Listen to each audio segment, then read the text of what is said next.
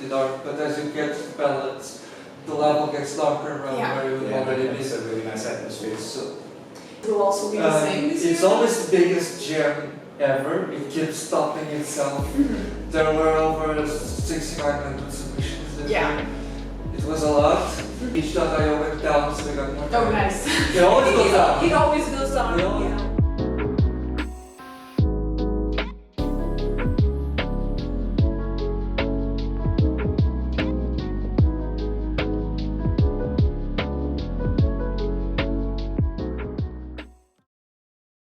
Hi gamers and developers, and welcome to another GTT vlog. On today's vlog we will interview Team 1 of the Game Makers Toolkit Jam of 2023.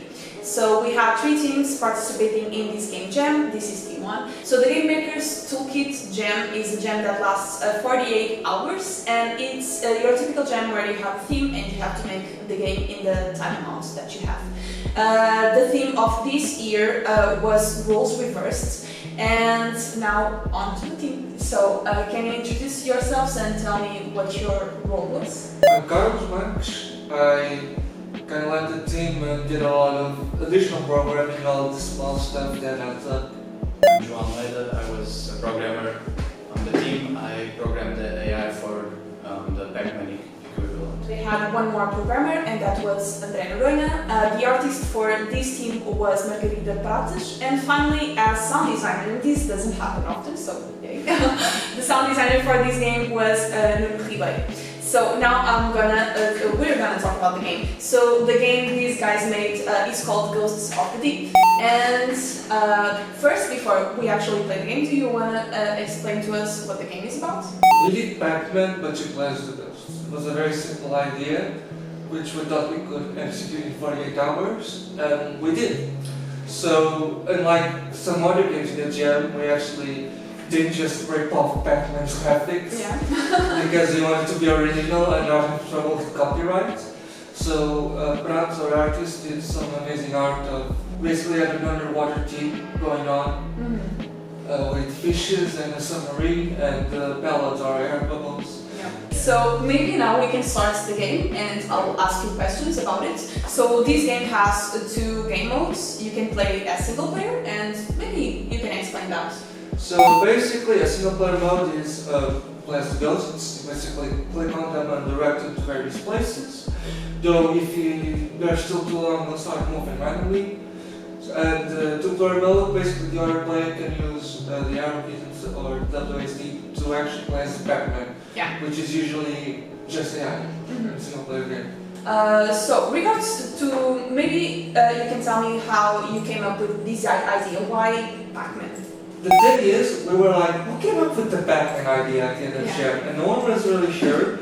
I'm starting to think it was me, because I usually have a list of games I like as inspiration, like a mood board on a site called Blackboard. And so I'm going to I'm just going to go watch arcade games, because arcade games are easier to do in a jam because it's easier to do the content, because it's score based, there's the levels. And looking at score names, I'm pretty sure Pac-Man was on that list, and I just wrote down Pac-Man as the ghosts.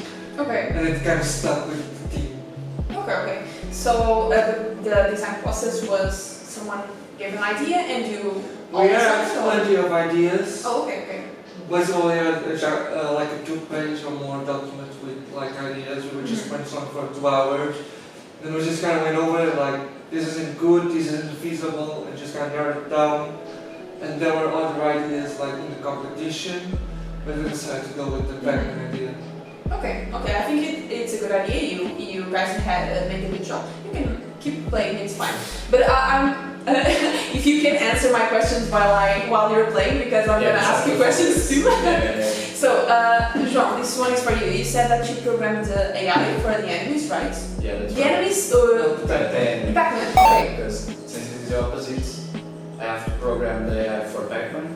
So it's actually really simple. You have to make a decision when it's at a crossroads, and he basically considers all the pellets and all the fish, and he tries to run away from the fish, and he tries to go towards the pellets. The only extra thing we have to make is for example, let's say there's a fish right in front of him, he's not dumb enough to like run into him. So he checks if there's something in front of him and like runs away. Does Pac-Man consider where you're placing the ghosts? Yeah. So like every time he has to make a decision, he looks at where the fish are, and he basically weighs everything into consideration. When you click on the map, does Pac-Man consider where the enemy is going to be? No. Oh, just where he is. Right. Okay. So maybe for you, Carlos, you said that you made the additional programming. What was that? Basically, I set up the level, did all this stuff with the lights so you can see where characters are going to and such. I did the score system, I did the menus. Everything that is not essentially the core gameplay. Yes. Okay, that's also important because one thing that maybe happens a lot in these game jams is because we, as developers, try to focus on the core, which is important, of course, and then sometimes we forget to do these kind of things. And I think the lights that, for example, you added really help the player know what they're doing. We also got like basically the pellets have light, and there are like light sources in the level, so it's not completely dark. But as you get to the pellets, the level gets darker around where you've already been. It's a really nice atmosphere. So it's interesting because after this game I also played with Pedro, who is behind the camera. You never see him, but he's always there. And I think as the ghost, it's a different challenge to coordinate between 4 different characters. It's tricky, but it's really fun. So I think you guys really did a good job on this idea because it's so simple. Everyone knows Pac-Man. Everyone knows how to play Pac-Man. I think playing as the ghosts is playing as Pac-Man, but just with so much more complexity. But it's really fun. So I think you guys did a good job at your game. I want to ask you about the jam. So I think this is the 2nd year that we have vlogs of Game Maker's Toolkit. So we already recommended it last year. I think maybe the answer will also be the same this year. It's always the biggest jam ever. It keeps topping itself. There were over 6,900 submissions this year. It was a lot, which is why it's kind of hard to get noticed. It's a lot, but it's fun. Each.io went down, so we got more time. Oh, nice. It always goes down. It always goes down. We always honestly. we didn't have problems. We always submit. We just have like 2 more hours. Yeah. So we could fix some bugs. And what would you say about the jam? Because like you said, Game Maker's Toolkit is such a big jam. Did you maybe have something that you liked in specific or you didn't like in specific about the jam itself? So organization and structure? It's always like very polished jam organization because they have the server, they have all the info ready because he's got the team to help him with this and it's the biggest game jam in the world. Yeah. So there's like a certain standard. The teams are always really interesting. I kind of like this one more than last year, which was Roll of the Die. Which I think was just more like, okay, Amber is the game. Which I don't think is that interesting. I mean, it's always fun to maybe like see because he does a video with his top 20 games, plus top 100 and picks 20, and he streams some games, random games of the jams, you can get feedback. If you're one of the few picked from the 6,900. So that was one question that I was going to ask to both of you. What do you think about the ranking system? Because I know that some people like to actually be ranked and have their game placed somewhere so they know how it went. What is it like for you? Do you like the rank system? Would you recommend it? Yeah, I like how it pushes participants to play the games that have been played less. Yeah. That's a really good idea. I think it's complicated for a jam that has like 6,000 games to have a completely fair system, but I think they did a really good job considering that.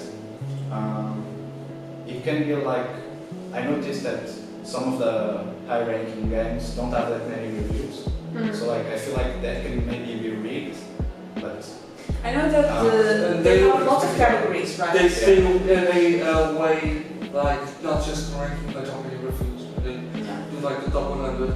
I like it because it's good to have like feedback when you reach the jam and you have like on each like categories like creativity, experience, aesthetics, and overall. So you can kind of see like where you get better. We didn't place as high as maybe I kind of wanted to at my third jam, but there's also the people that really place high in these jams are really experienced people, maybe working professionally in the industry, and their teams, they're people they know, and they're also like that much experience. Like here in GDT, we don't have as much like the benefit of always working with the same people or working with more experienced people, and it's not a negative because it's good to teach new people. Like my first few jams were kind of like a disaster because we were kind of learning and such. So maybe we could have done like a more ambitious idea, but we decided. I think you guys chose well. Yeah, we tried did something we could do because you can't assume how experienced or how efficient other team members are, and you kind of have, especially when we had newbies instead of some members, so you can expect it to guide them. So we picked something we could do, and this was like what, second jam? Yeah, pretty much. Yes, so First outside jam. Yeah. Participated in the.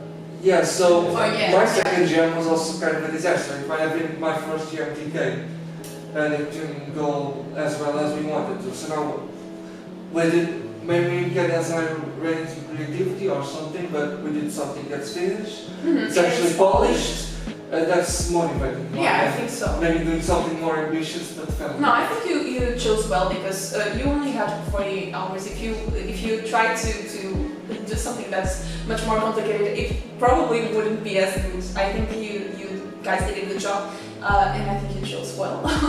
I have two more questions for you, and that would be for the viewers back at home. Would you recommend the Game Maker's Toolkit, John?